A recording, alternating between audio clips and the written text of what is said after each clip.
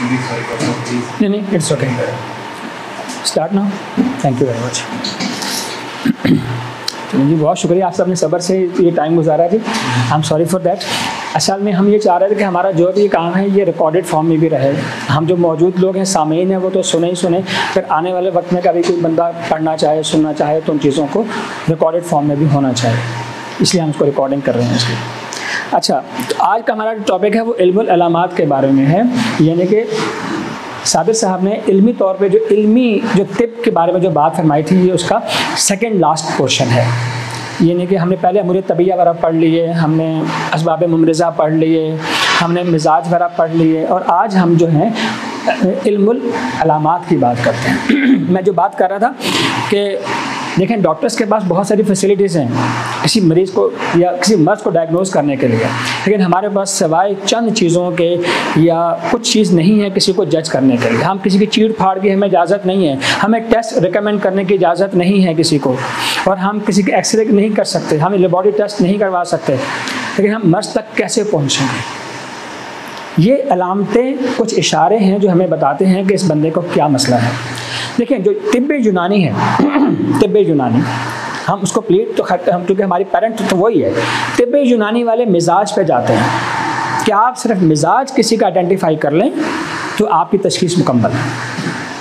साबिर साहब और हमारा जो सिलसिला है कि हम ये कहते हैं मिजाज आइडेंटिफाई करें, प्लस उसके अंदर जो इखलात की कमी बेशी हो रही है उसको भी आइडेंटिफाई करें, और प्लस जिस उज़्व के अंदर बीमारी है उस तक भी पहुंच जाए। इसीलिए हमारे तरीक़ाकार का नाम है कानून मुफरिद आज़ा। हम उज़्व तक पहुंचते हैं कि मिजाज के अलावा इसके अंदर जो उज़्व है वो कौन सा अफेक्टेड है, किस में मर्ज़ पाया जा रहा है, और उसको कैसे हम ठीक कर सकते हैं। तो आज हम तशख़ीसी अमूर में इल्मुल अलामात पे जाएंगे।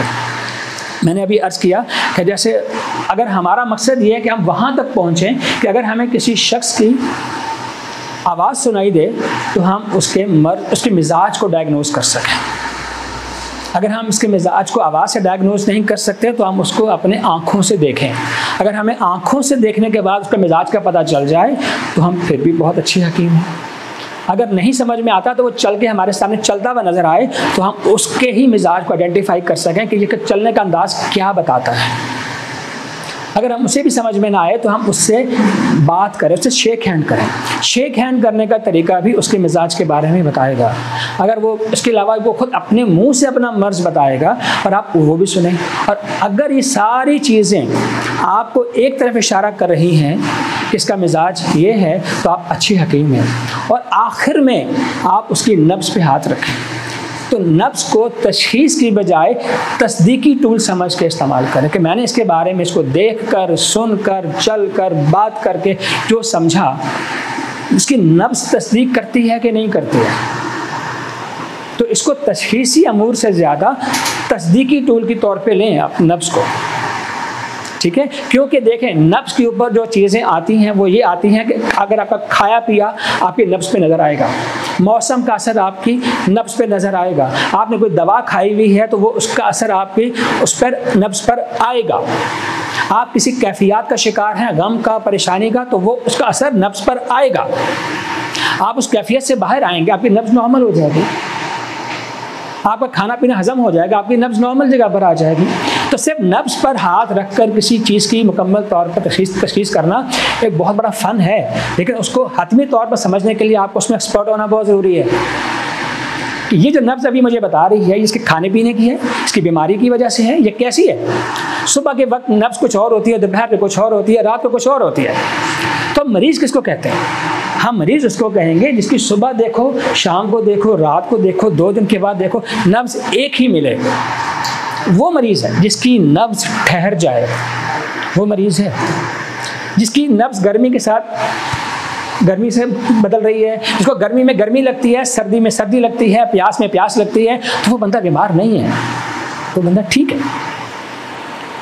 जिसको गर्मियों में भी सर्दी लग रही है और जिसको सर्दियों में तो लगती है, इनको गर्मियों में भी सर्दी लग रही है, वो बंदा बीमार, उसकी नब्ज़ ठहर जाएगी।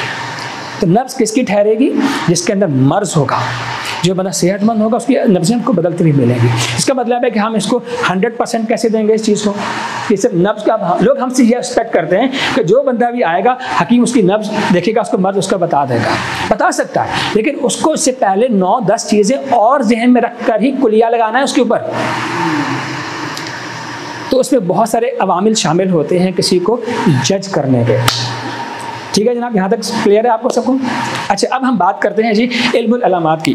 जो साबिर साहब ने जिस तरह हमें बयान फरमाया, जिस तरह हमें सिखाया, पहले हम आपको वो सिखाते हैं, अपनी बातें हम बाद में आपको सिखाएंगे। ठीक है जी।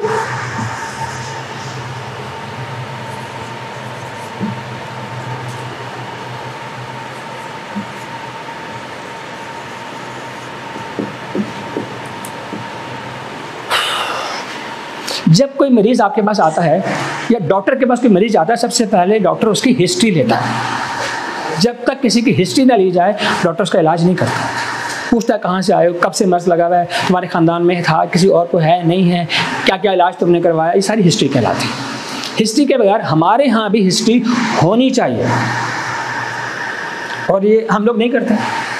असल में लोग हमें आगे आजमाते हैं, और आगे आजमाते क्या, सर नब्ज़ देखिए बताए मुझे क्या हो रहा है। ये नहीं कि वो हमें जादूगर समझते हैं। असल में ये जादूगरी तो है, लेकिन उस लेवल की नहीं है। हम जादूगर बन सकते हैं अगर हमें ये वाला फ़न ठीक से आ जाए तो। अब उसके लिए क्या तरीक़ाकार है?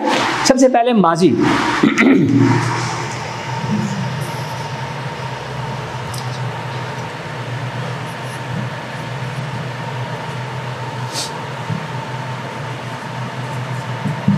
आपको पता है कि हमने ये पढ़ा था, ये हमारी हिकमत की टर्मिनोलॉजीज़ हैं, यानी कि ये वो असबाब हैं माजी में, ये जिस बादिया को कहते हैं कैफियत को, यानी कि मौसम ने जिस जिस बंदे को बीमार किया होता है, मुख्तलिफ मौसमी बीमारियों का जो लोग शिकार होते हैं, गर्मी सर्दी ख़ज़ां बहार, उस चीज़ को हम बादिया कह देंगे जी। ठीक है, तो उसकी हिस्ट्री लेना बहुत ज़रूरी है। आप पहले पता करें को ये उसको सर्दी में बीमार होता है, ये गर्मियों में बीमार होता है। सर तशरीफ़ लाएँ प्लीज़, तशरीफ़ लाएँ, तशरीफ़ लाएँ, तशरीफ़ रखें। मरकाजी साहब बैठ जाएँ, आगे आ जाएँ। तो हमें ये पता चलता है कि उसको पिछली ज़िंदगी में किसी कैफियाती बीमारी का वो शिकार तो नहीं रहा। तो ये दो किस्में थी। ठीक है, बादिया और साबका, यानी कि कौन कौन से अमराज माजी में रहे हैं, ये पूछना हमारा हक है। आप पूछें उससे, ताकि हमारी तशख़ीस गलत ना हो। हमें जादूगरी नहीं करनी, मैं आपको पहले बता दूँ, हमें जादूगरियाँ नहीं करनी नब्ज़ के ऊपर। सॉरी, हाल क्या चीज़ है कि जो मरीज़ अपनी कैफियत खुद बता रहे हैं। ये वाली चेयर, अच्छा सर थोड़ी सी चेयर इधर कीजिएगा ताकि वो क्लियर हो जाए। जज़ाकल्लाह, आप ठीक है, बहुत बहुत शुक्रिया। कि आप हाल ये है कि जो मरीज़ अपनी कैफियतें खुद बताता है, सर मुझे ये हो रहा है, मुझे ये हो रहा है, मुझे ये हो रहा है, ये पूछना भी बहुत ज़रूरी है। जब तक मरीज़ खुद ना बोले, आप ना बोले तो ज़्यादा बेहतर, उसको पहले बोलने दें। तो ये क्या कहलाता है जी? हाल। अच्छा, इसमें दो चीज़ें, एक वो चीज़ है जो मरीज़ बता रहा है, और एक डॉक्टर है जो उसकी उस बात से कोई निशानी निकाल रहा है। जैसे अगर एक बंदा कहता है सर जी मुझे सुबह से नाक में जो मेरे ना बहुत पानी आ रहा है, मुझे छींकें बहुत आ रही हैं, अब उसने आप एक निशानी बताई है छींकें। अब डॉक्टर का काम क्या है कि वो ये जज करे, हकीम का काम ये है कि वो ये जज करे कि ये जो छींकें आ रही हैं ये कौन से मिजाज में आती हैं। इसका जो नज़ला बहने वाला है, जमने वाला है, या बिल्कुल बिल्कुल खुश्क इसका नाक है, ये जो अलामतें उसको हकीम को जो समझ में आएंगी वो पेशेंट को समझ में नहीं आती, क्योंकि मौलिज आप है। तो किसी एक अलामत से, जिसको हम इंग्लिश में कहते हैं साइन एंड सिम्टम्स, एक वो जो सिम्टम हमें डॉक्टर मरीज़ बताता है, फिर डॉक्टर उससे क्या नतीजा अखज़ करता है। ये दो चीज़ें हाल के साथ हैं। और आखिरी मुस्तकबिल ये है जी कि बंदा जो मरीज़ मेरे पास आया है, ये हकीम सोचता है कि ये इसका इलाज हो जाएगा कि नहीं होगा, या ये मर जाएगा। तो कुछ अमराज ऐसे होते हैं जो जान ले लेते हैं। तो ये चीज़ जज करना कि ये मरीज़ काबिल इलाज है भी है कि नहीं, ये ज़िंदा भी रहेगा कि नहीं रहेगा, और अगर ज़िंदा रहेगा तो कितना अर्सा ज़िंदा रह सकता है, ये पूरा एक फ़न है। तो ये मुस्तकबिल के बारे में ये चीज़ है। तो ये तीन चीज़ें से पहले मद्देनज़र रखें कि इल्मुल अलामात में कि बंदे की हिस्ट्री लेना ये बड़ा इंपॉर्टेंट है, उसके बारे में कंक्लूजन करना। ऐसा केस जिसके अंदर बीमारियां ऐसी हों कि लाइलाज हों, तो फिर उसमें अगर आप हाथ डालेंगे तो उसको ठीक करने की कोशिश करेंगे, किसी को गारंटियाँ देंगे कि तो ठीक हो जाएगा, तो वहाँ पर आपको नाकामी होगी, वहाँ पर आपको परेशानी है। आप अगर मरीज़ को ना भी बताएं तो उसके लवाहिकीन तो ज़रूर बताएं कि उसको लाइलाज मर्ज़ है, क्योंकि ये आपकी अपनी ईमानदारी और फ़न के साथ इखलास की नतीजा है। ऐसे बंदे से क्यों पैसे बटोरे हो जो कल मरने वाला है? उससे नहीं लेना चाहिए क्योंकि वो जा रहा है। ठीक है जी, आगे चलें जी। साबका देखें, ये हमने लास्ट टाइम पढ़ा था, किसी को बादिया जो होते हैं कैफियाती बीमारियां होती हैं, यानी कि मौसम के हिसाब से बंदा बीमार होता है, और बादिया में आपने खाया पिया और आपको कोई दवाई ने असर साइड इफ़ेक्ट कर दिया, आपको ग़िज़ा ने आपको परेशान कर दिया, आपके उठने बैठने ने, आपकी नींद ने आपको परेशान कर दिया, तो ये वो अलामतें हैं जो आपको बीमार करती हैं, तो साबका में आती हैं। और एक बंदा देखो, इंसान की मशीनरी अल्लाह ने ऐसे बनाई है कि वो इतनी जल्दी इफेक्ट नहीं होती। आप बद परहेज़ी या बद जो कहना चाहिए कि एहतियात आज आप अपनी करेंगे, लंबा अरसा नहीं करेंगे, तब जाके बीमार होंगे। तो वैसे नॉर्मली आप थोड़ी बहुत बद परहेज़ी कर लें, थोड़ा बहुत ऊपर नीचे हो जाए, गर्म सरद हो जाए, तो हमारी बॉडी उसको मेंटेन कर लेती है। लेकिन अगर आप हैबिचुअल हो जाएं, किसी चीज़ के आदी हो जाएं, फिर वो आपको पकड़ लेती है फिर वो। ठीक है जनाब, आगे चलें।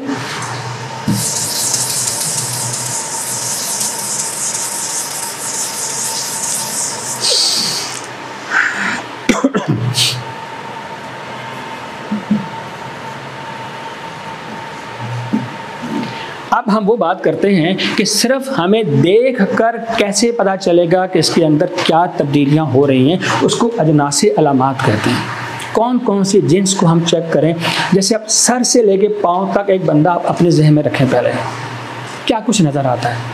उसका सर नज़र आता है, उसके बाल नज़र आते हैं, उसका माथा नज़र आता है, उसकी आंखें नज़र आती हैं, कान नज़र आते हैं, चेहरा नज़र आता है, जिस्म कपड़ों के अंदर नज़र आता है, हाथ उसके नज़र आते हैं, उसकी ज़ुबान नज़र आती है, होंठ नज़र आते हैं। तो ये किस किस मिजाज की तरफ हमें निशानदेही करते हैं। आज हमारा टॉपिक कुछ शुरू में इस चीज़ के ऊपर है।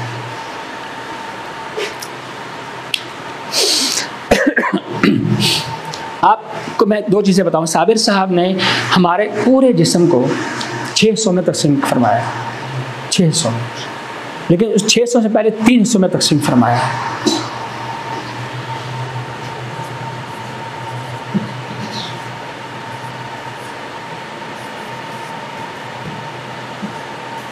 ये वाली तकोन साबिर साहब ने कहीं पे भी नहीं बनाई है, वो हमने से अपने सीखने के लिए बनाई है कि एक दूसरे का ताल्लुक है। कोई उज़्व अकेला काम नहीं करता, वो एक दूसरे के साथ कनेक्टेड होता है। इसका मतलब है दिमाग का ताल्लुक दिल से, दिल का ताल्लुक जिगर से, जिगर का ताल्लुक दिमाग के साथ। हर चीज़ एक दूसरे के साथ इंटरकनेक्टेड है और दूसरे पर असरअंदाज होता है। अब हमारे साबिर साहब ने जो फ़न दिया है वो है तहरीक, तस्कीन और तहलील का। यहाँ पर अगर तहरीक होती है तो अगर इसका 1 नंबर देते हैं, इसको 2 नंबर देते हैं, इसको 3 नंबर देते हैं। अगर तहरीक इसके अंदर है तो इसके अंदर तस्कीन हो जाएगी और इसके अंदर तहलील हो जाएगी। अभी हम फिलहाल इसको डिटेल में नहीं जाएंगे, सिर्फ आपको बताने के लिए है कि अगर एक उज़्व में तेज़ी आ जाएगी उसके फेल के अंदर तो वो तहरीक कहलाती है। किसी में सुकून आ जाएगा, तस्कीन आ जाएगी तो वो अगला उज़्व होगा। और ये क्लॉकवाइज चलता है, ये हमेशा एंटी क्लॉकवाइज नहीं चलता। ये जो निज़ाम हमें बताया गया है वो क्लॉकवाइज है, यूं यूं यूं चलेगा, ये यूं यूं नहीं चलता। ठीक है जनाब। इसलिए अब 3 तहरीकें हैं, लेकिन इनकी आपस में जो रिश्ते हैं वो 6 हैं। वो 6 रिश्ते कैसे हैं? जो दिल का अगर ताल्लुक बनाया जाए दिल के साथ तो ये पहला ताल्लुक है, इसलिए हम इसको अब दिमाग को हम आसाब कहते हैं और दिल को हम उज़लात कहते हैं। अगर दिमाग का ताल्लुक दिल के साथ जुड़ जाए तो हम इसको 1 नंबर तहरीक कहते हैं, क्योंकि आसाब ज़्यादा इसमें होते हैं, इसलिए हम पहला नाम आसाबी लेंगे और इसका नाम बाद में लेंगे। तो पहली तहरीक क्या बन जाती है जी? आसाबी उज़लाती। ये 1 नंबर हो जाता है। फिर दिल का ताल्लुक अगर दिमाग से जुड़ जाए तो फिर हम उज़लात को पहले नाम लेंगे और दिमाग का बाद में नाम लेंगे। तो वो ये 1 नंबर है। 2 नंबर क्या हो गया जी? उज़लाती आसाब। तीसरी कैफियत क्या होगी? इस दिल का ताल्लुक जिगर के साथ जुड़ जाएगा तो हम उसको क्या कहेंगे? इसका नाम पहले लेंगे उसको हम उजलाती कहेंगे, और इसको हम जिगर को हम क्या कहते हैं, जो गुद्दुद होते हैं, इसलिए ये उजलाती गुद्दी कहलाएगा। अब इसका ताल्लुक इसके साथ भी जुड़ेगा, हाँ, उसको हम क्या कहेंगे जी, गुद्दी उजलाती। पांचवें को हम क्या कहेंगे, जिगर का ताल्लुक दमाग के साथ। अब जो जिगर गुद्दुद है, इसलिए पहले गुद्दी होगा, फिर दमाग के साथ जोड़ेंगे तो ये गुद्दी असाबी हो जाएगा।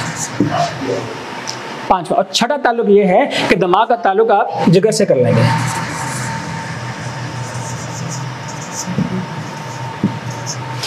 ये है बुनियादी तौर पर एक मुफरद उज़्व का दूसरे मुफरद उज़्व के साथ ताल्लुक। ये 6 ही पॉसिबल तरीके हैं। दुनिया जहाँ में अगर लाखों भी बीमारियाँ होंगी तो वह इन 6 तहरीकों के अंदर ही होंगी। आप इनसे बाहर कुछ चीज़ नहीं है। इसलिए बड़ी बड़ी टर्मिनोलॉजीज, बड़े बड़े नामों, बड़ी बड़ी बीमारियों के नाम, उनकी एटियोलॉजी, पैथोलॉजी के पीछे अगर आप भागते फिरेंगे तो आप कंफ्यूज ही रहेंगे। और लोग आपको बड़े बड़े नामों, टर्मिनोलॉजी से ही मरूब करते हैं और हम इसी से डरते हैं। लेकिन कोई भी बीमारी इन 4-6 चीज़ों से बाहर नहीं है। हाँ, वो नज़ला ज़ुकाम से लेके मौत तक के, कैंसर तक के सारे अमराज इसके अंदर आते हैं। ठीक है सर जी।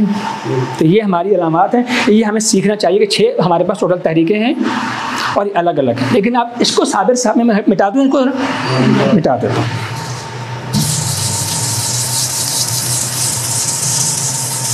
इनके नंबर भी याद रहेंगे मेरा ख्याल है ना जी। अब हमसे नंबरों पे चलेंगे क्योंकि बार बार हम उसको दोहराना ज़रा लंबा हो जाता है। अगर कोई एक इंसान यूँ हो,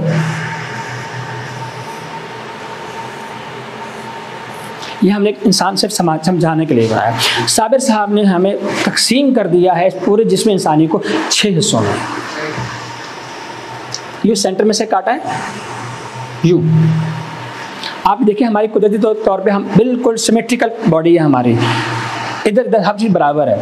यहाँ से अगर काटा जाए, यूँ काटा जाए तो बराबर से तकसीम होते हुए हमें नज़र आते हैं। इवन नाफ तक और नीचे तक हम चले जाएँ तो बिल्कुल हमारे अल्लाह ताला ने हमें एहसन तकवीम बनाया है। बिल्कुल अच्छी से ज़्यादा परफेक्ट बॉडी किसी की नहीं हो सकती, क्योंकि इंसान पूरी कायनात का इर्तिकाई का आखिरी दर्जा है इस वक्त। इर्तिका का ज़िंदगी डेवलप करते करते इंसान तक पहुंची है, और इंसान सबसे इर्तिकाई जो जमादात में है, जो नबातात में है, जो हैवानात में है, वो सब कुछ आला जो चीज़ है वो इंसान के अंदर है। ठीक है सर जी। अब आप ये समझे कि मैं यूँ खड़ा हूँ, ये मेरी दाईं साइड है, ये जो मेरी दाईं साइड है यहाँ से हम शुरू करते हैं। ये आधा हिस्सा ये वाला, इसको उन्होंने, ये आप समझे कि दाएं हिस्सा ये वाला है, क्योंकि उल्टा होता है ना, ये तस्वीर तो उल्टी आ रही होती है। ये जो मेरा हिस्सा यहाँ तक है, ये 1 नंबर तहरीक का हिस्सा है। शाने से लेके यहाँ तक जो आ रहा है जी, क्या कहते हैं इसको, यहाँ तक, इसको आप 2 नंबर कह लें। इस टांगों में जो चीज़ जा रही है इसको 3 नंबर कह लें। दाएं तरफ जाएंगे तो इसको 4 नंबर कह लें, इसको 5 नंबर कह लें, इसको आप 6 नंबर कह लें। जिस जगह मरीज तकलीफ में दर्द उसको हो रहा होगा वही उसका मकाम तहरीक है। अगर एक बंदा दाईं आंख को दबा रहा है तो आप समझ लें इसको जो तकलीफ हो रही है वो दाईं तरफ हो रही है। तो दाईं जो साइड है वो असाबी उजलाती है, उसकी तहरीक। ये अगर यहाँ पे कोई पेन है, कोई तकलीफ है, पानी बह रहा है, कोई कान में दर्द हो रहा है, दाईं कान में हो रहा है तो वो असाबी हो, असाबी उजलाती होगा, 1 नंबर तहरीक के साथ होगा। अगर उसका राइट साइड पे यहाँ तक कुछ मसला कुछ चल रहा है तो उसकी 2 नंबर तहरीक होगी। उसकी टांगों में किसी के दाएं टांग में कुछ जा रहा है, उसकी 3 नंबर तहरीक होगी। इसी तरह चौथा, ये चौथा जो जगह है, ये आप देखें, अगर किसी का बाएं तरफ कुछ हो रहा है उसको तो वो गुद्दी उजलाती होगा। बाएं साइड पर उसको दिल में कुछ हो रहा है तो उसको 5 नंबर तहरीक होगी उसकी। और इसके लेफ्ट लेग में कुछ हो रहा होगा तो 6 नंबर तहरीक का होगा।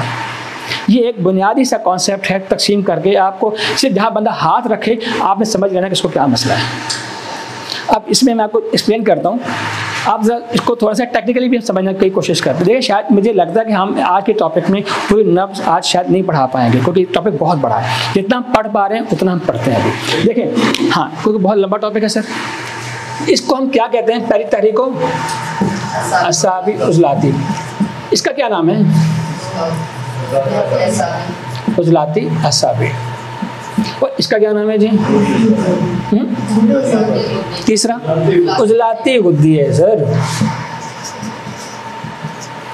इसका क्या नाम है? शाबाश, बिल्कुल ठीक हो गया। इसको क्या बोलेंगे? इसको हम क्या बोलेंगे जी? अच्छा, अब इसमें जो टेक्निकल पॉइंट है आज आपको मैं वो सिखाता हूँ। उसमें टेक्निकल पॉइंट है क्या इसकी तकसीम के अंदर? ये जो पहला लफ्ज़ है, इसके अंदर एक लफ्ज़ आ रहा है उज़लाती, असाबी, उज़लाती। इसके अंदर क्या आ रहा है? उज़लाती असाबी, इसके अंदर भी उज़लाती आ रहा है। नीचे देखें, उज़लाती गुद्दी, इसके अंदर भी उज़लाती आ रहा है। ठीक है सर? इस असाबी उज़लाती में 75% असाब हैं, लेकिन 25% इसके अंदर उज़लात हैं। ठीक है, अब हम इसको 25% यहाँ पे लिख देते हैं। 25% ही है। इसके अंदर कितने परसेंट है उज़लाती? इसमें 75% है। इसमें उज़लाती गुद्दी में कितने परसेंट है? 75%। आप इस सबको जमा करें जरा। 75 150 होता है। 150 को मैं 25 प्लस करें 175, यानी कि हमारे राइट साइड पे 175 जो पोर्शन है उसके अंदर उज़लात हैं। अभी हम इसको और भी डिफाइन करेंगे, तो इसको अभी समझें।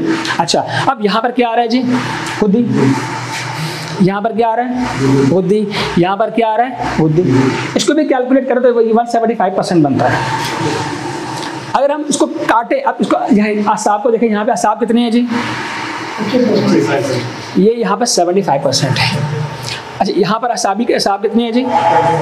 25%। इसमें असाब हैं? कोई नहीं।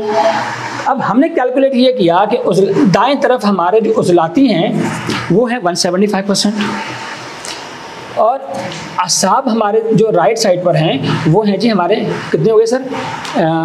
25, और ये 100। चले, आपने असाबी, ये राइट साइड की हमारी कंडीशन है। ठीक है सर, यहाँ पे किसी को एतराज़ है? नहीं। और यहाँ पे सिर्फ हरारत जो है हमारे पास कितने परसेंट है? शाबाश, बिल्कुल जी, बिल्कुल बिल्कुल करें। ये असाबी उज़लाती में 75 होते हैं।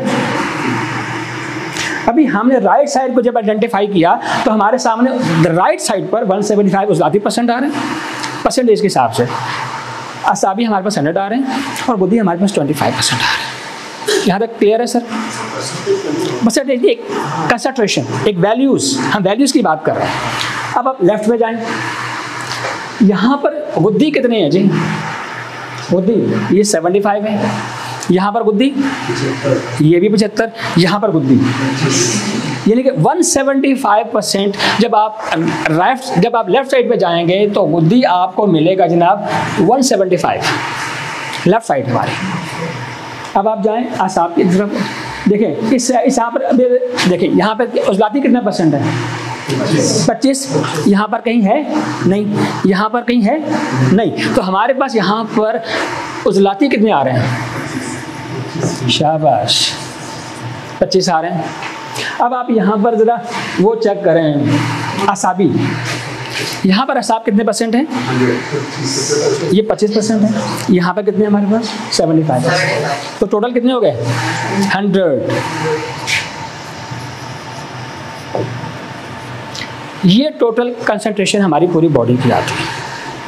ठीक है, आप इसको समझते कैसे? हम इसको समझते इस तरीके से हैं कि हमारी पूरी लेफ्ट साइड को जो मैक्सिमम नंबर हैं, राइट साइड पे देखें तो सबसे ज़्यादा जो नंबर हैं वो उज़लात के हैं राइट साइड पर, और बाएं तरफ देखेंगे तो 175% गुद्दी हैं। आपको पता है कि जो मर्द होते हैं उनकी जो असल जो सही लोग होते हैं उनकी जो कैफियत होनी चाहिए वो 2 नंबर और 3 नंबर तहरीक होनी चाहिए। जो मर्द होता है, जवान मर्द, उसकी उज़लाती असाबी या उज़लाती गुद्दी तहरीक होनी चाहिए। इसीलिए वो काम करते हैं, मेहनत करते हैं, मजदूरियाँ करते हैं, उज़लात ज़्यादा स्ट्रॉन्ग होते हैं। इसीलिए हम दाएं हाथ से काम करने वाले ज़्यादा लोग होते हैं। ठीक हो गया जनाब? इसके मुकाबले में आप लेफ़्ट साइड देखें तो हमारी गुद्दी सबसे ज़्यादा है, 175%। असाब यहाँ पर भी 100% थे तो यहाँ पर भी 100% हैं। हमारी राइट साइड पे उज़लात की हुक्मरानी है, हमारे लेफ्ट साइड पर हुदूद की हुक्मरानी है, और असाब इन दोनों में बराबर तकसीम हुए हुए हैं। क्लियर? गुड। अगर आप यहाँ तक हमारे साथ चल रहे हैं तो आप ये सोचिए कि जो औरतें होती हैं वो सारी गुद्दी होती हैं तकरीबन, उनको 4 नंबर और 5 नंबर में होना चाहिए। ये उनकी नॉर्मल तबई तहरीकें हैं। तो वो 4-5 में होंगे तो उनमें गुदूदी तो एक्टिव होंगे। ठीक हो गया। अब अगर मैं आपसे ये अर्ज करता हूं कि मेरी अगर दाएं आंख में तकलीफ हो रही है तो इसका मतलब है कि मेरे अंदर उजलाती ही कोई ना कोई बीमारी आएगी, क्योंकि हम ये कह सकते हैं दाएं साइड मेरी उजलाती है, बाएं साइड मेरी बुद्धि है, बस आप इसको इस तरह कह सकते हैं। अभी हमने जो परसेंटेज कैलकुलेट की है, दाएं तरफ कोई बीमारी होगी आप उसको उजलाती बीमारी समझ सकते हैं, बाएं तरफ कुछ भी हो रहा होगा उसको आप गुद्दी कह सकते हैं, और जो दोनों तरफ हो रहा होगा उसको आप असाबी कहें। अब इसकी मिसाल क्या, अगर मेरे दाएं गुर्दे में पथरी पड़ जाए तो मैं उजलाती बीमारी का शिकार होऊंगा, मेरे अंदर उजलाती पथरी आएगी। लेकिन अगर मेरे बाएं गुर्दे में पथरी होगी तो वो गुद्दी पथरी होगी मेरे अंदर, और अगर मेरे दोनों गुर्दों में पथरी हो जाएगी तो मैं असाबी पथरियों का शिकार हो जाऊंगा। समझ में आया सर आपको? अगर मेरी एक आंख से पानी बह रहा है दाएं आंख से तो मैं उजलाती बीमारी का शिकार, अगर मेरी बाएं आंख से पानी आ रहा है तो मैं गुद्दी मर्जों का शिकार हूँ, और अगर मेरे दोनों आंखों से पानी बह रहा है तो मैं असाबी बीमारियों का शिकार हूँ। मिजाज समझ में आते हैं सर? अगर एक बंदे ने दाएं टांग में हाथ रखा हुआ यूं करके चल रहा है तो आप समझ लें कि उसको कहाँ तकलीफ हो रही है। एक ने बाएं टांग पे रखा हुआ है, एक बंदे ने पूरे जिस्म को दुख रहा है तो उसको असाबी तकलीफें होंगी। एक बंदे के आधी साइड पे हो रहा है तो उसको आप तशखीस करना आसानी है ये, और जहाँ वो मरीज अपने दर्द के लिए हाथ रखेगा वही उसकी जगह मकाम तहरीक है। सर यहाँ तक किसी का कोई क्वेश्चन है? तो ये तशखीस समझ में आई। आसान साबिर साहब ने इतना आसान कर दिया है कि आपको सिर्फ बंदे का, क्योंकि मरीज इतना तो बता सकता है मुझे दर्द कहाँ पर हो रहा है यार, मुझे तकलीफ कहाँ पर हो रही है। और हमारे यहाँ तो मरीज माशाल्लाह हमारे पास उस वक्त पहुँचते हैं जब उनकी सारी रिपोर्टें हो चुकी होती हैं, उनके सारे टेस्ट हो चुके होते हैं, 10 जगह से वो जलील हो गए आ चुके होते हैं, तब हमारे पास पहुँचते हैं। वो आगे हमें मर्ज बता रहे होते हैं कि भाईजान मुझे ये मर्ज है, आप इलाज करें इसका। और हालांकि होना क्या चाहिए कि डॉक्टर उसको बताए कि तुझे ये मर्ज है यार, हकीम ये बताए कि तुझे तो ये मर्ज है, क्योंकि हमारे पास वो फर्स्ट हैंड आते ही नहीं है, हमारे पास पूरे धक्के खाने के बाद पहुंचते हैं। क्योंकि हमारा इमेज लोगों के बारे में ये है कि ये बिल्कुल बकवास लोग हैं, तो कुछ नहीं आता, और इनका तरीका इलाज भी बहुत स्लो है, फ़ायदा ही कोई नहीं होता, लंबा अरसा चलता है। तो यार हमारे में इतना हौसला नहीं है ना यार, ठीक है। तो लोगों का ये प्रोपेगेंडा है। लेकिन याद रखिएगा कुदरत का निज़ाम एकदम से कभी तब्दील नहीं होता। बीमारी भी आती है तो रफ्ता रफ्ता, जाती भी है तो रफ्ता रफ्ता। जो इमीडिएट इलाज हैं, जो इमरजेंसी इलाज हैं, कभी भी लॉन्ग टर्म नहीं चल सकते, उनके अंदर पायदारी नहीं होगी, अलामतें गायब हो जाएंगी लेकिन मर्ज मौजूद रहेगा। जैसे आज मेरे यहाँ जख्म बन जाए, पीप पड़ जाए, मैं ऊपर से टाँके लगा दूँ, बज़ाहिर मैंने इस अलामत का इलाज कर लिया कि मैंने उसका मुंह बंद कर दिया, लेकिन अंदर तो उसका वो लावा पक रहा है यार, उसको तो निकाला ही नहीं मैंने। तो जब तक आप सिर्फ अलामात पे जाएंगे तो आप मुश्किल का शिकार रहेंगे आप लोग। जब तक आप उसके अंदर जड़ में नहीं जाएंगे तब तक आपको पता नहीं चलेगा। यहाँ तक क्लियर है सर जी? ओके, इसको हटा दूँ। मैं आपको एक छोटा सा फ़लसफ़ा बता देता हूँ। देखें, बलगमी जितने लोग होते हैं ना जो, वो उनमें तरी ज़्यादा होती है, तरी पानी, और जो उजलाती बंदे होते हैं उनमें खुश्की ज़्यादा होती है, और जो सफरावी मिजाज के लोग होते हैं, गुद्दी मिजाज के लोग होते हैं, उनमें हरारत ज़्यादा होती है। टोटल ये 3 चीज़ों का पूरी दुनिया में बीमारियों का सेंटर ये 3 चीज़ें हैं। कभी रतूबत बढ़ी हुई होगी या रतूबत गिरी हुई होगी, एक मर्ज हो जाएगा। कभी खुश्की बढ़ी हुई होगी, कभी खुश्की कम हो जाएगी, ये दूसरे टाइप का मर्ज हो जाएगा।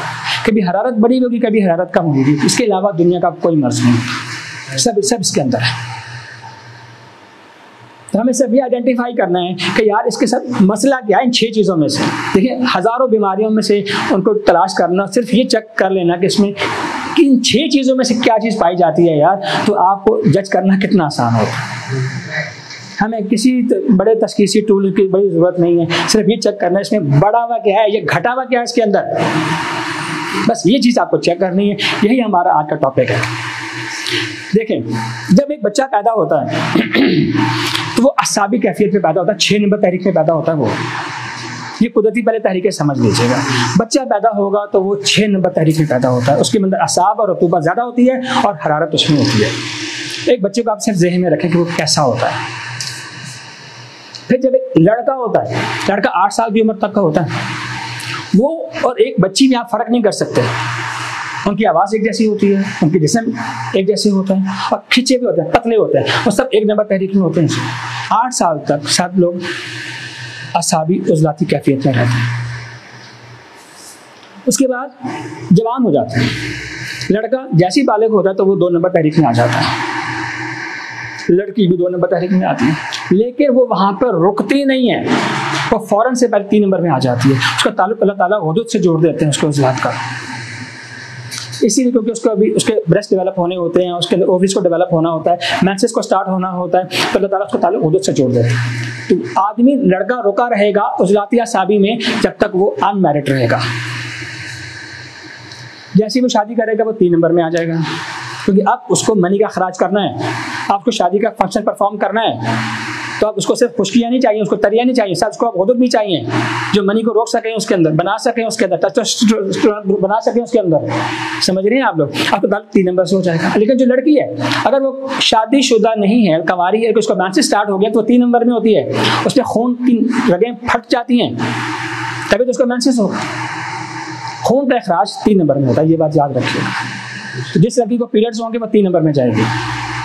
और जब वो एक लड़की मैरिड हो जाती है तो अल्लाह ताला उसको 4 नंबर में रखते हैं, क्योंकि अब उसका वुदूद ज़्यादा इस्तेमाल होता है, उसको अपने जिस्म में रतूबत और वुदूद ज़्यादा चाहिए कुदरती तौर पे। इसीलिए शादी के बाद ख़वातीन फूल जाती हैं, उनमें वुदूद एक्टिव हुए भी होता है। आदमी नहीं इतने मोटे होते शादियों के बाद, क्योंकि वो दोबारा इसी में घूम रहे होते हैं, उजलाती असाबी में या उजलाती गुद्दी में घूम रहे होते हैं, इसलिए उनमें ज़्यादा मोटापा नहीं चढ़ता है।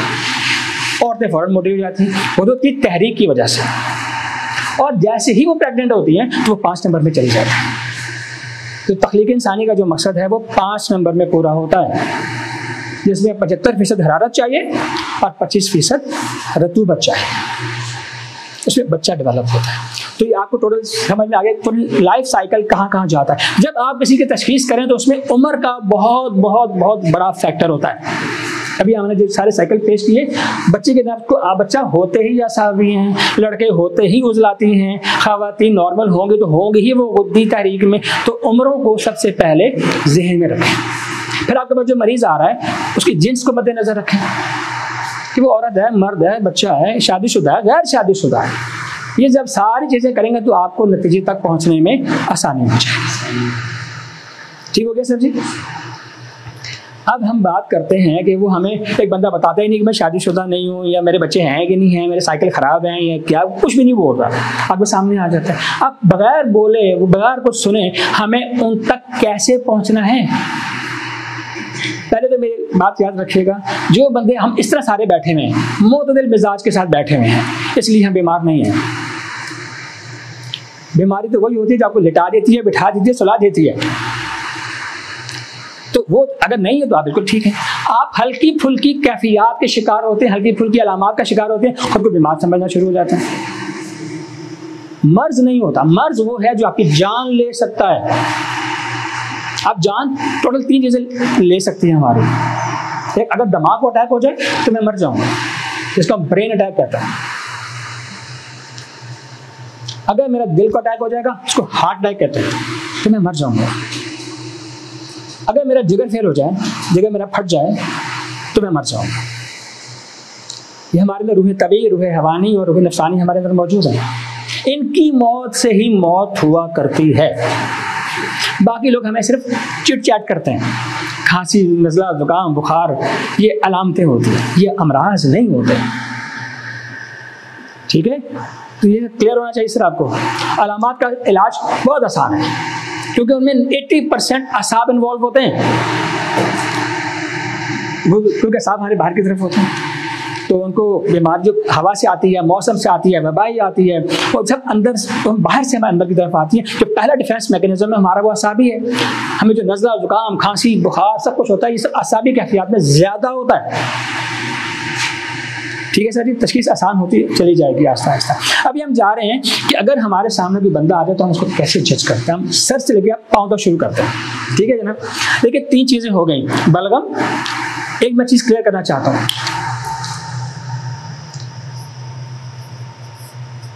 ये बलगम में रतूबत होती है ज़्यादा, उजलात में खुश्की होती है और इसमें हरारत होती है। इन चीज़ों का हमारे जिस्म पर असर क्या होता है, ये चीज़ सीखना बहुत ज़रूरी है। अगर किसी चीज़ में आप पानी डाल रहे हैं तो वो चीज़ फूल जाती है। हर फूली हुई चीज़ के अंदर पानी होता है, रतूबत। बस ये बात दिमाग में रखें। तो रतूबत से चीज़ें फूलती हैं जी। आप किसी भी चीज़ को उसको खुश्क कर दें, इनका गोश्त, जैसे पहले ज़माने में फ्रिज नहीं हुआ करते थे, तो सहाबा कराम के ज़माने में गोश्त को खुश्क करके लोग खाते थे, सुखा के खाया करते थे। अब सुखाने का क्या तरीका है, को छत पर रख दें, सूरज उसको खुश करेगा, हवा उसको खुश करेगी, फिर उसका साइज कम हो जाएगा या बढ़ जाएगा, कम हो जाएगा। शाबाश। जो खुश्की होती है वो आपको सुकेड़ देती है। ये दूसरी चीज हो गई। आखिरी चीज है हरारत। हरारत क्या करती है जी, फैला देती है। जहां पर भी हरारत बढ़ेगी वो चीजों को फैला देगी।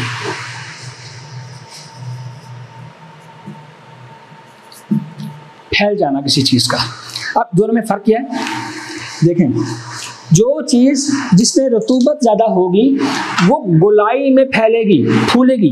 फूलना हमेशा सर्कल में होगा, गोलाई में चीजें फैलेंगी, फूलेंगी मेरा मतलब, सॉरी, फूलती हैं चारों तरफ से, उसको फूलना कहते हैं। खुश्की चारों तरफ से समेटती है किसी चीज को, सुकेड़ देती है चारों तरफ से। ये दूसरी चीज होगी। हरारत चारों तरफ को फैल जाती है। तो फैलने और फूलने में फर्क क्लियर होना चाहिए। अभी हमारे अज़ा मैं आपको बताऊंगा कैसे फूलते हैं, तो कैसे फूलते हैं, तो फैल जाते हैं। बस ये हमें थोड़ा सा एक आइडिया दिमाग में पहले बिठाना है कि रतूबत से चीज़ें फूल जाएंगी, खुश्की से हमारी चीज़ें सुकड़ जाएंगी, और रतूबत से, हरारत से हमारी चीज़ें जो है वो फैल जाएंगी। खालिद साहब तशरीफ ला रहे हैं हमारे, तो उनको हम पहले वेलकम कर लेते हैं। उनको आने दीजिए।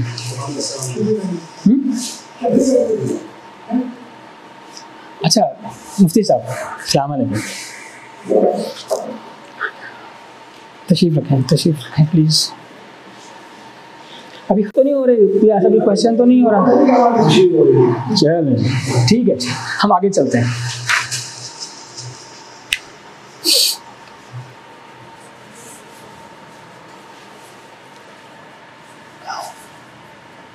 इसको ऐसे नहीं करते, बल्कि इसको खोल देते हैं।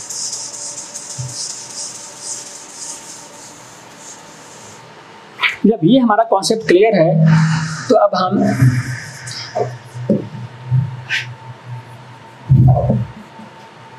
क्योंकि इसको बुद्धि को यहाँ रखते हैं पहले, और जुलाती को यहाँ रखते हैं।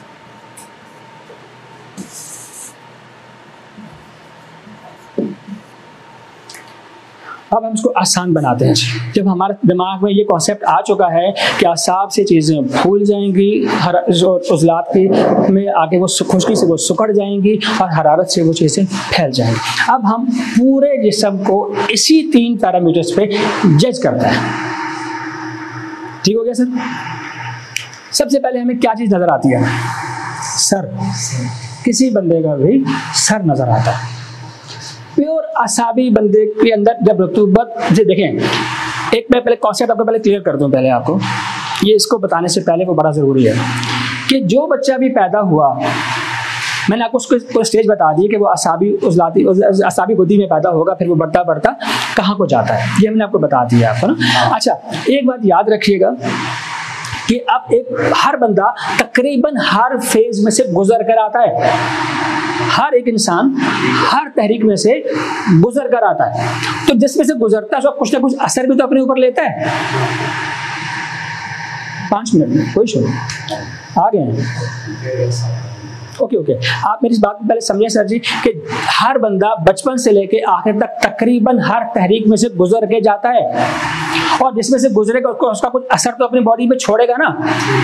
वहाँ वो रुकता नहीं है, लेकिन उसका असर जरूर कबूल करता है। यानी कि आपके अंदर असाबी बुद्धि अलामात भी होंगी, आपके अंदर असाबी उजलाती भी होंगी, 6 की 6 तहरीकें आपके अंदर कहीं ना कहीं नजर आएंगी, क्योंकि परसेंटेज कम होगी।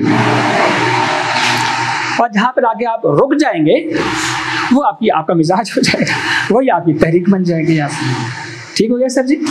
तो हमें हर बंदे में सब कुछ मिलता है। अब एक बंदा मोटा है बहुत, कहता है मैं तो हिल भी नहीं सकता, चलो अगर नहीं हिल सकता, अभी आप हम फटे ना, सबसे पहले भाग के वो नीचे जाएगा। वो भाग सकता है, वो भाग सकता है, लेकिन भागता नहीं है, उसकी आदत नहीं रही ना वो भागने की। मेरी बात समझ रहे सर आप? इसका मतलब हर बंदा सब कर सकता है। और एक बंदे को जहाँ पर भी बीमारी कहाँ अटैक करती है, बंदे को वहाँ अटैक करती है जहाँ पर वो कमज़ोर होता है। हमेशा बीमारी वहाँ आती है जहाँ पर आपका जिस्म का कोई भी एक हिस्सा कमज़ोर होता है। बीमारी हमेशा वहाँ पर आके हमला करती है। और अगर अंदरूनी तौर पे हमारी कोई बीमारी हमें अटैक कर ले तो उसको हमारे जो उज़्वे रईस हैं वो किनारों पर धकेल देते हैं। पूरे जिस्म में एक हमारी हुकूमत है, सल्तनत है, तो उसको किनारों पर, बॉर्डर से बाहर फेंकेंगे अपने दुश्मनों को, या बॉर्डर पे भेजेंगे। सल्तनत दारुल हुकूमतों में नहीं आने देते। ये बात सही है। तो इसलिए दिल की बीमारियां, दिल को बहुत कम बीमारी लगती है। अगर दिल को बीमारी लगी कि वो जान ले लेगी। दिमाग, असल ब्रेन को कोई बीमारी नहीं लगती है, उसके दूर दराज के जो असावी जो टुकड़े हैं, जो पुर्जे हैं, वो बीमार होते हैं। अगर दिमाग बीमार हो गया तो बंदा गया।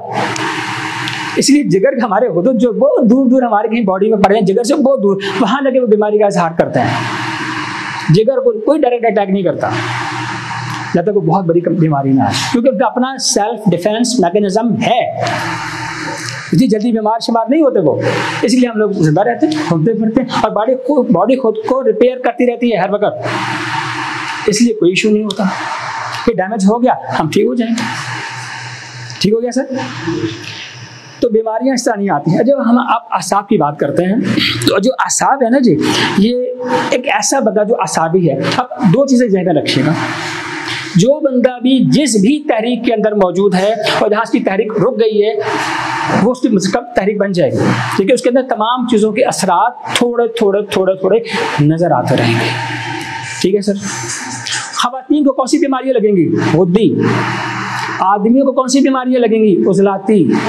बच्चों को कौन सी बीमारियां लगेंगी? असाबी। ठीक हो गया सर? तो ये एक मोटे मोटे असूल हैं बीमारियों को जरा और उनकी चीज़ों को जज करने के। अब कुदरती तौर पे बंदा पुख्ता कब होता है? पुख्ता कब होता है? जैसे कभी अकल बंदे को, उसकी एक मिसाल है कि अगर आप 20 साल के हैं तो आप अपनी ज़िंदगी के खूबसूरत तरीन स्टेज पर होते हैं, उससे ज़्यादा आप खूबसूरत नहीं हो सकते। 30 साल की उम्र में आप मसल्स के तो मस्कुलर तौर पे सबसे ज़्यादा मजबूत होते हैं, उससे ज़्यादा मजबूत नहीं हो सकते। 40 साल की उम्र में आप बहुत ज़्यादा दिमागी तौर पर, शौरी तौर पर अक्लमंद होते हैं, इससे ज़्यादा आप शौरी तौर पर नहीं आ सकते। इसीलिए अगर आप 20 साल की उम्र में खूबसूरत नहीं हैं, 30 साल की उम्र में आप मजबूत नहीं हैं और 40 साल की उम्र में आप अक्लमंद नहीं हैं, फिर आप कभी भी खूबसूरत नहीं हो सकते, कभी भी आप मजबूत नहीं हो सकते, कभी भी आप अक्लमंद नहीं हो सकते। ये एक कॉन्सेप्ट है।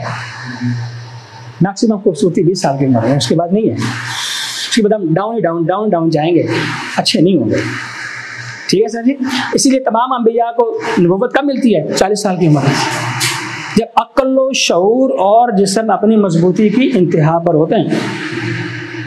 और लोग उनकी बातों को हवा में नहीं उड़ाते कि 40 साल का बंदा कह रहा है यार, तो सही कह रहा होगा ना, सही कह रहा होगा, तो लोग उसकी बातों को वजन देते हैं। 18 साल का बंदा किसी को कोई बोल रहा हो, लोग उसको समझते नहीं, तो उसको वैल्यू नहीं देते। समझ में आगे सके आपको? अच्छा यहाँ तक जब हमने आपको बता दिया है, तो अब मेरा ख्याल है कि जो लोग, अब हम प्योर असाबी, प्योर उजलाती और प्योर खुद्दी मिजाज को समझने की कोशिश करते हैं, जो यूनानियों के बेस है। अब हम अखलाक की तरफ नहीं चाहते, हम 6 तरीकों की तरफ नहीं चाहते, हम प्योर असाबी, प्योर उजलाती, प्योर खुद्दी बंदे को जज करना शुरू करते हैं। ठीक है सर जी? आप खुद सोचें, अगर आप एक मर्द को सामने रखें जिसके अंदर, जैसे हमारे बाल सबसे ऊपर आपको नजर आते हैं किसी बंदे में, जिस बंदे के, अब टॉप टू बॉटम हम जाएंगे इसको चेक करने के लिए, जिस बंदे के सर पर बाल हैं, बाल पौधों की तरह होते हैं, जड़ी बूटियों की तरह होता है।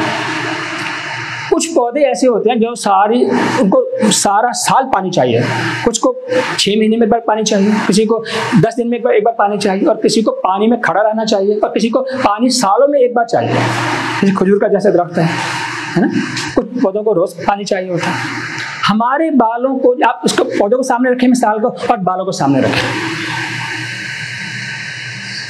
सर आ जाए प्लीज। हम मिजाज शनासी की बात करते हैं तो यूनानी मिजाज शनासी की बात करते हैं कि हम मिजाज को तो पहले आइडेंटिफाई करें। अब हम उसमें हम शुरू से सर से लेके पाँव तक हम ये जज करने की कोशिश करते हैं कि बगैर किसी टेस्ट के हम किसी बंदे को ये बता सकें कि आपका मिजाज ये है। अब उसमें बहुत कुछ अभी सब कुछ आएगा। तो अब उसमें सबसे पहले जो असाब किसी बंदे में अगर बढ़े हुए हों तो उसकी जिस्म पर क्या असरात आते हैं। रतूबत अगर किसी की बड़ी हुई हो तो उसके जिस्म पर असरात क्या आते हैं।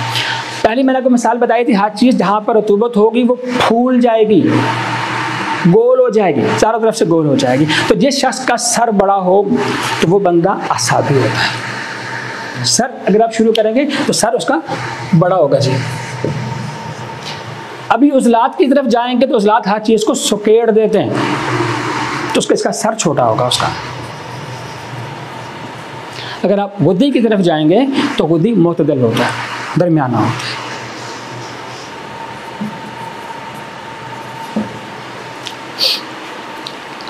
अब मैं आपको बालों की मिसाल बता रहा था। जिस आदमी के सर के ऊपर बाल कम हो, कम ख़त्म होने की बात नहीं कर रहा, कम हो, वो बंदा असाबी होता है। और उसके बाल सीधे होते हैं, स्ट्रेट होते हैं, उनमें कर्ल नहीं होता। और वो बाल ऐसे लगते हैं कि जैसे वो गीले हैं, जैसे बंदा अभी नहा कर आया है, क्योंकि उसमें रतूबत ज़्यादा होने की वजह से उसके बालों की कैफियत कुछ इस किस्म की होती है। स्ट्रेट बाल, कम बाल, हाँ ये औरतों के देखें, हाँ मर्दों के, आपको चीज़ें सेम मिलेंगी इसके अंदर। ठीक है, आपको बहुत कम बालों वाली औरतें भी आपको देखी होंगी, आप उनके बाल स्ट्रेट होते हैं, छोटी सी चुटियाँ बनती हैं, वो असाबी होती हैं। ठीक है जी।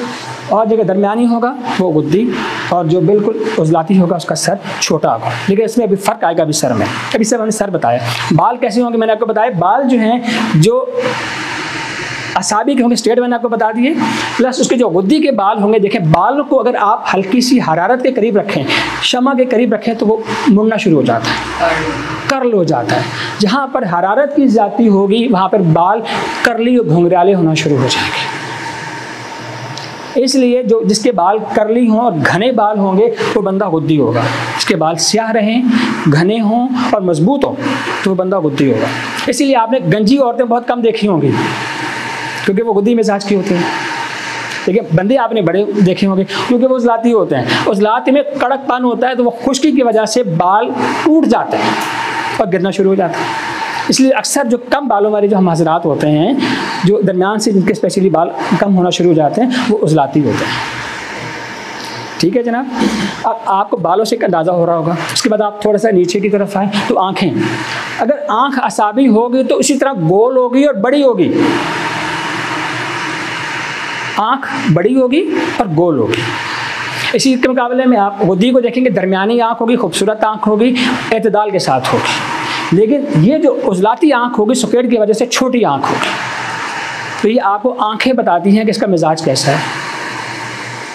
इसी तरह कानों पे चले जाते हैं। जिसके कान बहुत लंबे होना शुरू हो जाए तो वो बंदा बहुत अक्लमंद और ज़हीन बंदा होता है। इसके बाल यहाँ पर आ जाएं तो वो ज़हीन तरीन इंसान होते हैं, लंबे कानों वाले अक्लमंद इंसान होते हैं। तो ये कान रतूबत की वजह से लंबे और बड़े हुए भी होते हैं तो वह असाबी मिजाज के हों। दरमियाने कान होंगे तो वो गुद्दी होंगे। अगर आप कानों में बहुत छोटे कान पाएंगे तो वो प्योर बंदा उजलाती होगा। ठीक है। हद एतदाल से जो भी चीज़ बढ़ेगी वो चीज़ ख़तरनाक है। अच्छा जी, अब उसके बाद आप ये देखें, नाक असाबी बंदा जो मुस्तकिल उसके अंदर तहरीक के अंदर शामिल है, असाब के अंदर, उसका नाक मोटा और बड़ा हो जाएगा। पकौड़े की तरह नाक जिसका होता है वह बंदा असाबी होता है। जिसका दरमियाना नाक होगा वो गुद्दी होगा। जिसका बहुत बारीक नाक होगा वो उजलाती नाक बंदा होगा। फिर चेहरा, अब पूरा चेहरा जिस बंदे का गोलाई लिए हुआ होगा, गोलाई जिसके चेहरे में होगी तो वो बंदा असाबी होगा। जिसका मुंह चौकोर शक्ल लिया हुआ होगा वो बंदा गुद्दी होगा। और जिसका बंदा पतला पिचका हुआ जिसका मुंह होगा वो बंदा उजलाती होगा। ये तीन चेहरे हमारे सामने होते हैं। तो चेहरा शनासी भी हमें इल्मुल अलामात में सिखाती है कि चेहरे से भी आप किसी बंदे का मिजाज आइडेंटिफाई कर सकते हैं। अच्छा चेहरे भी आपको मैंने बता दिया। फिर होंठ, अभी होंठ भी रह गया। अब होंठ देखें, उजलाती बंदे के होंठ हमेशा बड़े होंगे रतूबत की वजह से। गुद्दी के बिल्कुल मुनासिब होंगे और उजलाती के पतले होंठ होते हैं। ठीक है, दोबारा बता दें वो आसाबी के बने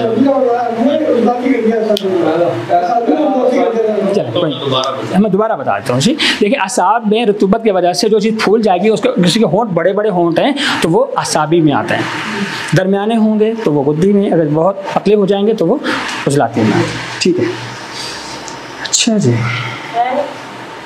अब इसके अंदर एक चीज़ मैं आपको बताऊँ, अभी बालों पर बात आ रही थी।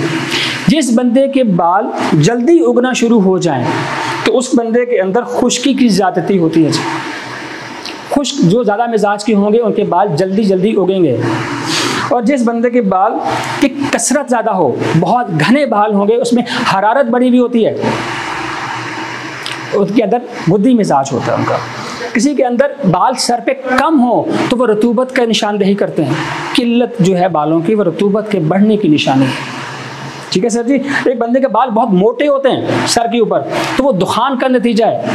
वो जो इनमें जो रीह बन रही होती है, जो दुखान बनता है, फुजलात बनते हैं हमारे, वो उसकी वजह से जिसके बाल होंगे वो मोटे बाल होंगे। इसकी वजह क्या होगी? उसमें दुखान बढ़ा हुआ है, धुआं बढ़ा हुआ है उसके अंदर। और अगर किसी के बाल बहुत पतले हों तो वो भी दुखान ही की वजह से होता है। यानी कि हमारे फुजलात ज़्यादा या कमी बेशी, किसी बाल बहुत मोटे या बहुत पतले होना शुरू हो जाते हैं।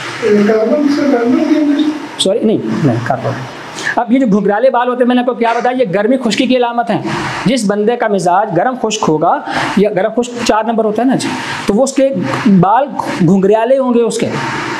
तो तीसरी बात, जिसके बाल बिल्कुल सीधे बाल होंगे, उसमें सर्दी तरी का गलबा होगा उसकी शख्सियत के अंदर। ठीक है जनाब। और जिसके बाल बिल्कुल स्याह रहते हैं, उसके अंदर गर्मी का गलबा है, उसमें हरारत का गलबा रहेगा। और जिसके बाल प्याजी हो जाती है, जैसे हमारे आधे इनके सफ़ेद हैं, आधे प्याजी से हो रहे हैं, तो उसके अंदर हमेशा सर्दी गलबा कर रही होती है, आहिस्ता आहिस्ता सर्दी गलबा करती है उसके अंदर। और अगर किसी के बिल्कुल बाल सफ़ेद हो जाएं तो वो सर्द तर मिजाज का हो जाता है। ये वो मिजाज हैं जो हमें बालों से शक्ल बताती है। यानी कि एक बंदा अगर मुँह से ना भी कोई बता रहा हो तो हमें कुछ उसके बालों से अंदाज़ा हो जाता है कि ये बंदा किस मिजाज के साथ खड़ा है। फिर जनाब अगली बात, ये सब आगे सर जी आपको। अच्छा, अब ख़वातीन में और मर्दों में भी कुछ अलग अलग सिस्टम होते हैं। एक बात याद रखिएगा, जो मर्द होते हैं वो नाफ से ऊपर मजबूत होते हैं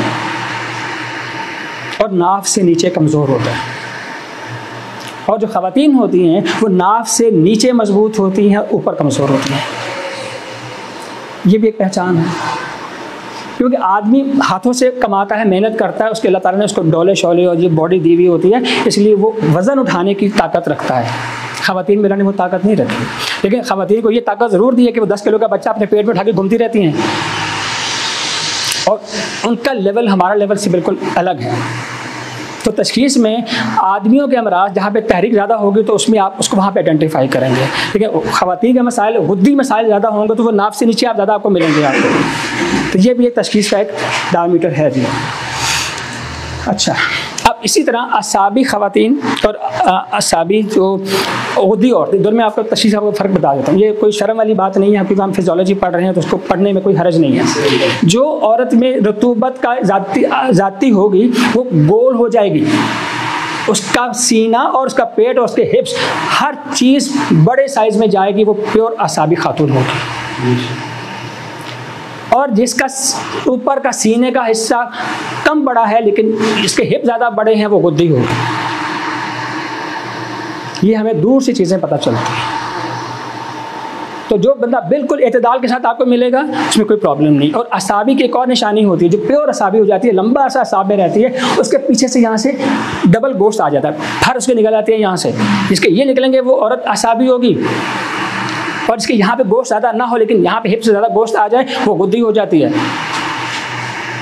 तो ये शक्लें देख कर आपको पता चलती हैं कि यार उसका क्या है। और सबसे बड़ी बात, चौकोर मुंह होगा तो आप उसको गुद्दी कहेंगे, पतला मुंह हो जाएगा तो उसको आप उजलाती कहेंगे, और उसका बिल्कुल गोल मुंह होगा ना तो वो आप उसको असाबी कहेंगे। आप मिसाल देखें, आपको नुसरत फ़तेह अली खान याद होगा। नुसरत फ़तेह अली खान प्योर असाबी शक्ल का है वो बंदा, हर चीज़ उसकी गोल। आदा परवीन को देखिए, बिल्कुल हर तरफ से गोल, तो वो असाबी, टिपिकल किस्म की असाबी चीज़ें हैं। ठीक है। अच्छा, किसके बारे में सर? कौन से हफीज? सर वो तो अभी आप ही बताएंगे ना उस्ताद जी, हम आपके सामने तो हम कुछ नहीं करेंगे।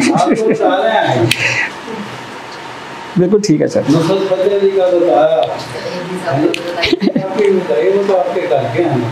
सर वो तो आप ही बताएंगे।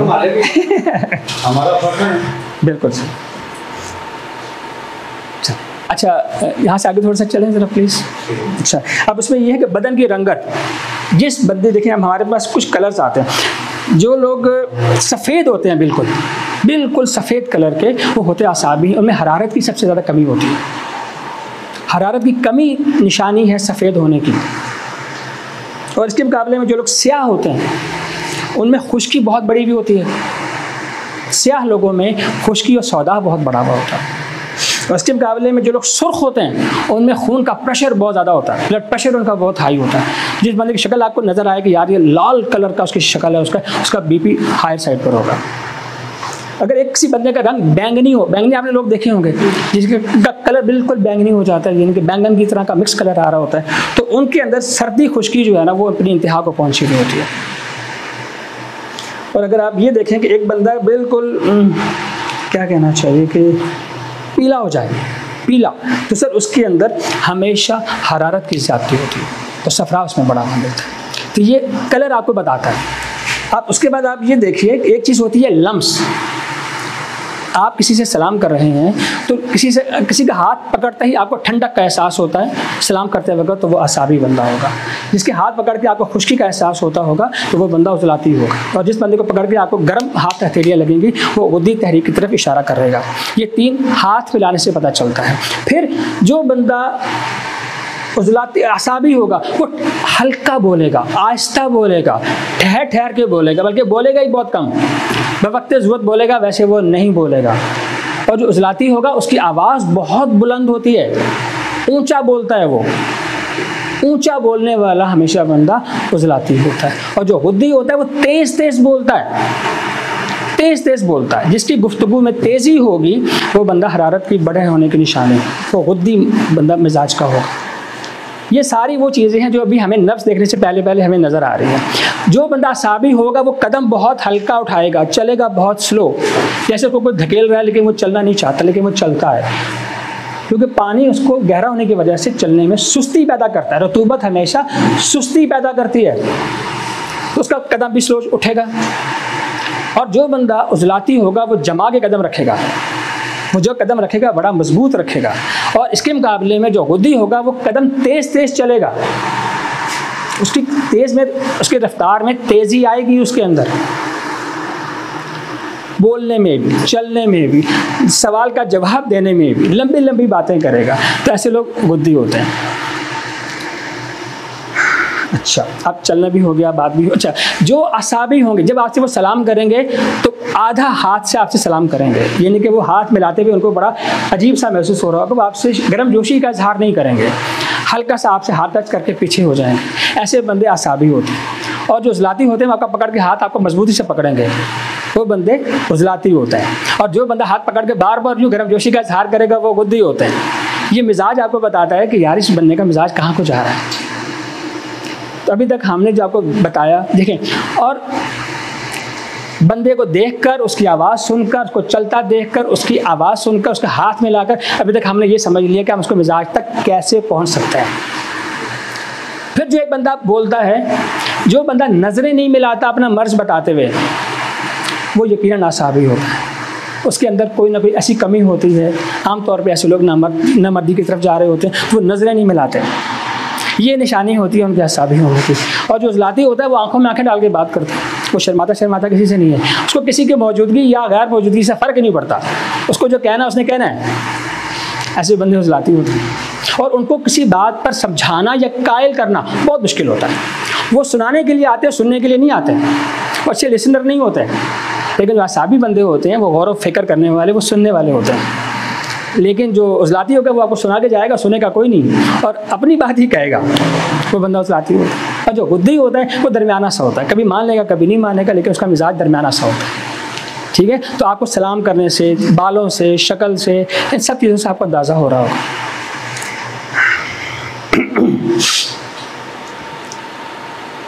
जैसे अगर एक बंदा सर के दर्द की आपको कहता है, अभी हम अलामात की तरफ आ रहे हैं कि वो बोल क्या रहा है, वो आपको बोलता क्या कि मुझे मसला क्या हो रहा है, तो उससे हम कैसे अंदाज़ा लगाएंगे यार कि इसको क्या मसला है, कौन सी खिल्त इसमें बढ़ी हुई है, या कौन सी कैफियत इसकी बढ़ी हुई है, या मिजाज किसके तरफ इशारा करता है इसका। अगर एक बंदा सर की गिरानी की तरफ कहता है जब मेरे सर में जब भारी भारी रहता है, तो उसका यकीनन ब्लड प्रेशर बढ़ा हुआ होगा। तो आपको अंदाज़ा, इसने एक इशारा दिया, आपने उससे बीमारी डायग्नोज करनी है कि इस बंदे का अगर सर भारी है तो उसका खून का प्रेशर बढ़ा हुआ है, और उसके जिसके ज़्यादा ब्लड प्रेशर का खून बढ़ा हुआ होगा उसको अंगड़ाई बार बार आएगी। अंगड़ाइयाँ लेना खून के बड़े होने की निशानी है। अगर एक बंदे के हवास कुंद हो जाएं, आप उसे एक बात बता रहे हैं, वो समझ रहा है, सुन रहा है, फिर कह रहा है क्या बताया जनाब आपने, यानी कि आप उसको 10 बार एक बात बताते हो, उसको फिर समझ में नहीं आती है, तो उसके हवास कुंद हो चुके होते हैं, और ये खून के बड़े होने की निशानी है। इसके अलावा उसका जिस्म सुर्ख हो जाएगा, वही भी खून के बड़े होने की निशानी है। किसी के फोड़े फिंसियाँ किसी के आपको जिस्म पे नज़र आ रहे हैं, ये खून के बड़े होने की निशानी है। और अगर किसी के बंदे का जिस्म से कहीं से खून का अखराज हो रहा है, तो वो भी खून के ब्लड प्रेशर की तरफ इशारा कर रहा होगा।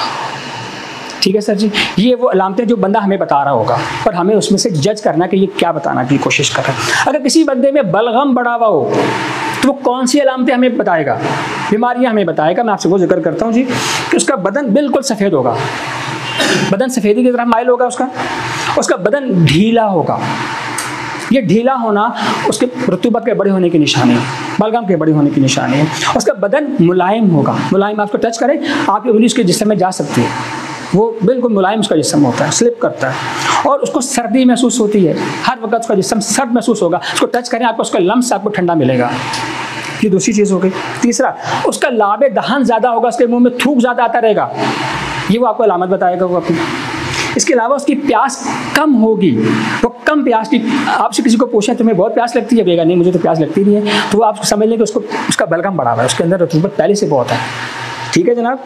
और उसको खट्टी बुस्सी डकारे भी आए, बुस्सी डकारे का शिकायत करेगा, उसको डकारें खट्टी खट्टी आएंगी, ये भी उसके असाबी और बलगम के बड़े होने की निशानी करता है। और उसको नींद ज़्यादा आएगी, वो नींद का ज़्यादा जब इसरार करेगा, तो आपको समझना चाहिए कि ये बंदा बलगमी मिजाज के साथ है।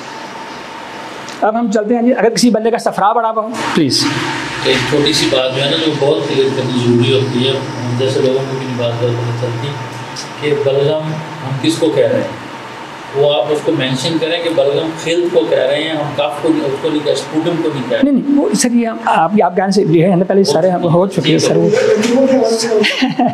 मेरा ख्याल है आपको सबको क्लियर हो चुका है, हमने पहले क्लास में सर ये आपसे पहले डिस्कशन हो चुका है सर। जरूरी होता है क्योंकि बात हम बलगम का जिक्र आता है, नहीं वो बलगम नहीं सर, ये रतूबत है, बलगम है, रतूबत का मतलब कुछ और है सर। अच्छा, अब सफरा बढ़ा हुआ हो, जिस बंदे में हरारत बढ़ी हुई हो, तो हम उसको कैसे आइडेंटिफाई करेंगे, ये बंदा हमें क्या बोल रहा होगा, मरीज़ क्या बोल रहा होगा, तो उसको हम कैसे करेंगे। उसका सबसे पहले उसका जो बदन है ना, वो आपको जर्दी माइल मिलेगा, उसका बदन जर्दी की तरफ जा रहा होगा। ठीक है जनाब। दूसरा, उसका मुंह का जायका हर वक्त कड़वा रहेगा, तो ये शिकायत करेगा मेरा मुंह हर वक्त कड़वा कड़वा रहता है, उसको आप समझ लें कि उसको सफरा उसका बढ़ा हुआ है। तीसरा, उसकी ज़ुबान खुरदरी हो जाएगी हरारत के बढ़ने की वजह से, जैसे ज़मीन में ज़्यादा सूरज की रोशनी पड़ जाए तो वो खुरदरी हो जाती है, फटना शुरू हो जाती है, लेकिन वो जो खुरदरा होना है ना, उसका फटना नहीं, फटना तो उसमें खुश्की में चला जाएगा, वो जो सिर्फ खुरदरा होना है वो उसकी सफरा के बढ़ने की निशानी है ज़ुबान के। फिर उसकी प्यास बहुत ज़्यादा होगी, हरारत को भी शिकायत करेगा कि मुझे प्यास बहुत लगती है, तो वो उसका मिजाज गर्म मिजाज का होगा।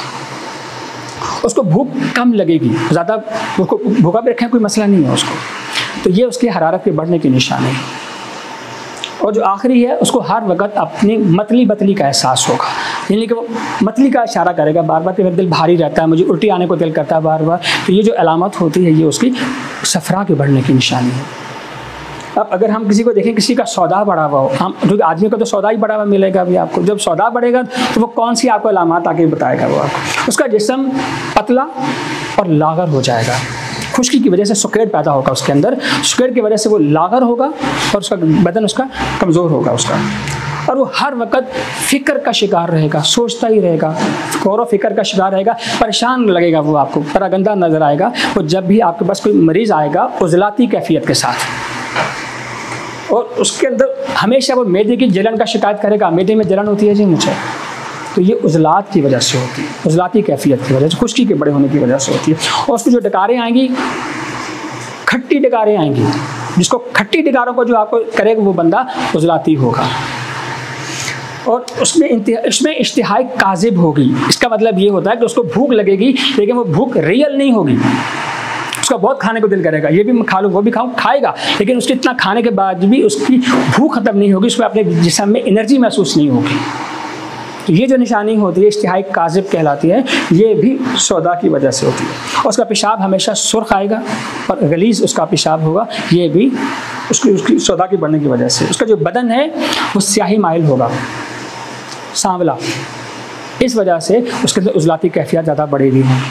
और सबसे आखिरी बात यह है कि जी उसकी जिस्म पर बाल ज़्यादा होंगे। जिस बंदे के बाजुओं पर, सीने पर, हर जगह बाल पाए जाएंगे तो वो बंदा, आप ये देखिए कि वो बंदा उजलाती होगा। आप देखिए ख़वातीन के आम तौर पे जिस्म पर, फ्रंट पे कहीं जिस्म पर बाल नहीं होते। इसी तरह कुछ मर्दों के सीने पर भी बाल नहीं होते। जिनके सीने पर बाल नहीं होते वो गुद्दी तहरीक की तरफ जाते हैं, जिनके बाल ज़्यादा होते हैं वो उजलात की तरफ जाते हैं। मेरा ख्याल अब काफ़ी जैसे हम टॉपिक पढ़ा रहे हैं, हमारे असातिज़ा मौजूद हैं।